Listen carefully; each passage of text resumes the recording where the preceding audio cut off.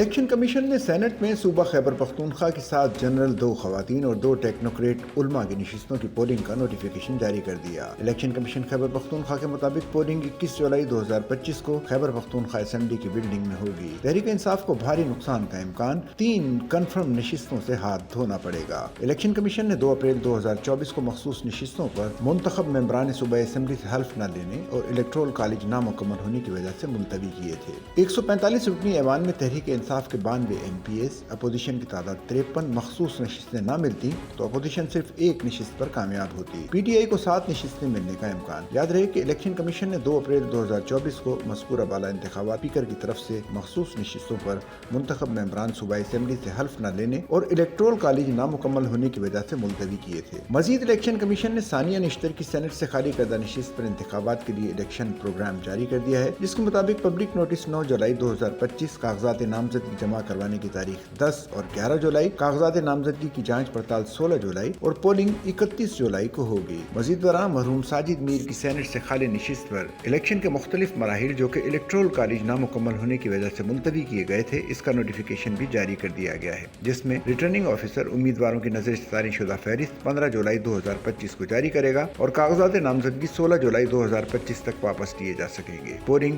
21 جولائی 2025 کو Punjab assembly building میں ہوگی۔ اس کے علاوہ قومی اسمبلی میں خیبر پختونخوا صوبے سے مسلم لیگ نون کی خواتین کی مخصوص 2 خالی نشستوں پر بھی الیکشن پروگرام جاری کر دیا گیا، جس کے مطابق پبلک نوٹس 8 جولائی 2025 کو ریٹرننگ آفیسر جاری کرے گا۔ کاغذات نامزدگی 9 اور 10 جولائی 2025 کو جمع کروائے جا سکیں گے۔